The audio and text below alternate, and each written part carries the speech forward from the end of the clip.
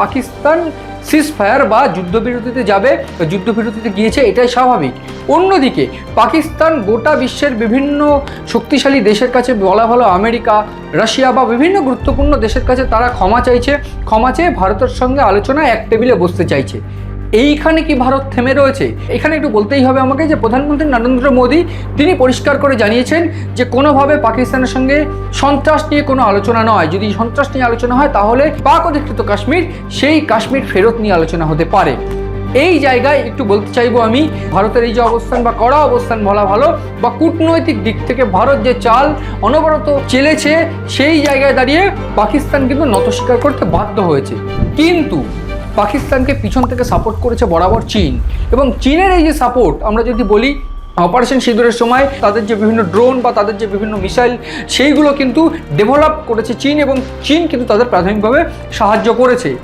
এই পরিস্থিতিতে দাঁড়িয়ে চীন এবং পাকিস্তানের জন্য যে দুঃসংবাদ ভারত এনেছে বর্তমানে, সেইটা শুনলে রীতিমতো গোটা ভারতবাসী যেমন গর্ববোধ করবে, ঠিক সেই রকমভাবেই চীন এবং পাকিস্তান তাদের নিজেদের অবস্থান থেকে কিছুটা পিছু হটতে বাধ্য হবেই। কেন আমি কথা বলছি? এর কারণ ভারত, অর্থাৎ ভারতের অন্যতম যে প্রজেক্ট ডিআরডিওর তরফ থেকে এইবার আকাশ প্রাইম এয়ার ডিফেন্স সিস্টেমের লঞ্চ করেছে, এবং আকাশ প্রাইম এয়ার ডিফেন্স সিস্টেম সেটাকে কিন্তু একেবারে সফলভাবে পরীক্ষা করা সম্ভব হয়েছে। এই আকাশ প্রাইম এয়ার ডিফেন্সটা কি? কেন আমি বলছি যে এই গোটা প্রক্রিয়ায় চীন এবং পাকিস্তানের জন্য একটা আরও খারাপ খবর, এবং চীন এবং পাকিস্তান ভয়ে তাদের আরও হাঁটু কাঁপতে শুরু করবে। কেন? তার কারণ যখন অপারেশন সিঁদুর হয়েছিল তখন পাকিস্তানের যে ড্রোন ভারতের উপর হামলা করেছিল, সেই হামলাগুলো কিন্তু রুখেছিল শর্ট ফিশ এয়ার ডিফেন্স সিস্টেম বা S-400 এয়ার ডিফেন্স সিস্টেম, এবং ভারতের ডিআরডিওর তরফ থেকে তৈরি করা এই আকাশ মিসাইল সিস্টেম বা আকাশ প্রাইম এয়ার ডিফেন্স সিস্টেম। এইবার আকাশ প্রাইম এয়ার ডিফেন্স সিস্টেমকে মূলত এমনভাবে তৈরি করা হচ্ছে যাতে হাই অল্টিটিউডেও কোনো রকমভাবে মাউন্টেন ওয়ারফেয়ার কিন্তু তারা ট্যাকেল করতে সক্ষম। এর অর্থ প্রায় 4500 মিটার অল্টিটিউডে আকাশ প্রাইম এয়ার ডিফেন্স তাদের শত্রুকে চিহ্নিতকরণ করতে সক্ষম। এবং এই যে প্রক্রিয়া, সেটা কিন্তু লাদাখে টেস্ট সম্পন্ন হয়েছে, বা এই ভারতের এই যে অংশ লাদাখ, সেই লাদাখ থেকে এই আকাশ প্রাইম এয়ার ডিফেন্সের যে প্রক্রিয়া বা যে পরীক্ষা, সেটা সফল হয়েছে। এবং এই আকাশ প্রাইম এয়ার ডিফেন্স সিস্টেম এই রিজিয়নের জন্যই কিন্তু ইনস্টল করা হচ্ছে বা হবে, যে কারণে বা যার ফলে চীন কিন্তু রীতিমতো ভয় পেতে শুরু করেছে। পাশাপাশি এই রিজিয়নের জন্য, অর্থাৎ যে একদিকে যখন আমরা দেখলাম কাশ্মীর রিজিয়নে পাকিস্তানের বারবারন্ত, সেই কাশ্মীর রিজিয়নে পাকিস্তানের বারবারন্তকে রুখে দেওয়া সম্ভব হয়েছে ভারতের বিভিন্ন এয়ার ডিফেন্স বা যদি দেখা যায় বিভিন্ন ব্যালিস্টিক মিসাইলের জন্য। অন্যদিকে এইবার চীনকে রুখে দেওয়ার জন্য এর আগে আমরা দেখেছি অগ্নি 5 সাবমেরিন যে ব্যালিস্টিক মিসাইল, সেটা যেমন ভারতের ডিআরডিওর তরফ থেকে তৈরি করা হচ্ছে বা ডিআরডিওর তরফ থেকে ইনস্টলেশনের কাজ চলছে। অন্যদিকে স্যাটেলাইট সার্ভিলেন্স সিস্টেম, সেটাও ডিআরডিওর তরফ থেকে ইনস্টলেশনের কাজ চলছে, 52টি স্যাটেলাইট সিস্টেম এর আগে আমি বলেছি।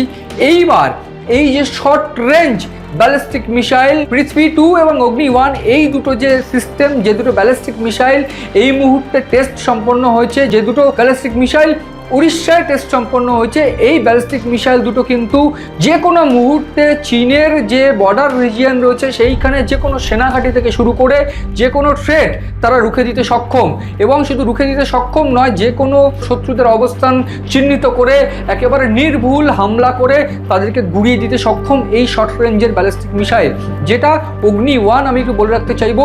এই অগ্নি 1 কিন্তু নিউক্লিয়ার ক্যাপেবল যুক্ত, অর্থাৎ নিউক্লিয়ার ক্যাপেবিলিটি তাদের রয়েছে, অর্থাৎ নিউক্লিয়ার যে অস্ত্র, সেই নিউক্লিয়ার যে বোম, সেই বোম কিন্তু তারা বহন করতে পারবে। এবং শুধুমাত্র বহন নয়, তারা কিন্তু একদম নির্ভুল টার্গেটে গিয়ে হানা করে, নির্ভুল টার্গেটে আঘাত করে সেই ঘাঁটি বা যে কোনো পরিস্থিতিতে সেই ঘাঁটি বা সেনাদের ঘাঁটি, কিংবা যদি বলা ভালো অন্য কোনো জঙ্গি ঘাঁটি, সেগুলো কিন্তু গুড়িয়ে দেওয়া সক্ষম।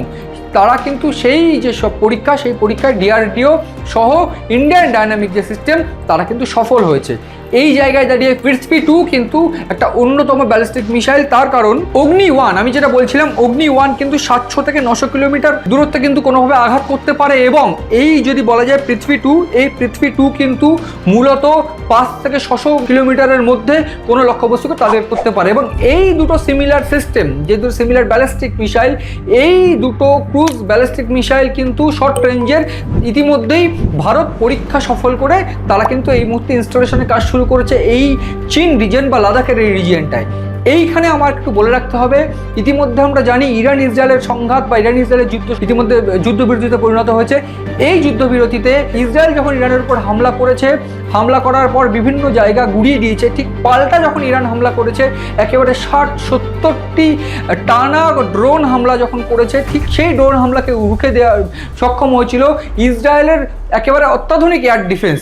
সেই ইসরায়েলের কায়দায় কিন্তু ভারত এইবার এই আকাশ প্রাইম এয়ার ডিফেন্সকে তৈরি করেছে, যাতে চীনের কোনো অত্যাধুনিক প্রযুক্তির যদি কোনো থ্রেট ভারতের জন্য আসে, এই রিজিয়নের জন্য আসে, সেক্ষেত্রে এই আকাশ প্রাইম এয়ার ডিফেন্স কিন্তু 4500 কিলোমিটার দূরত্বের কোনো থ্রেটকে তারা রুখে দিতে সক্ষম, এবং শুধু রুখে দিতে সক্ষম নয়, এই ব্যালিস্টিক মিসাইল চার্জ করে পাল্টা তাদেরকে সবক শেখাতেও সক্ষম।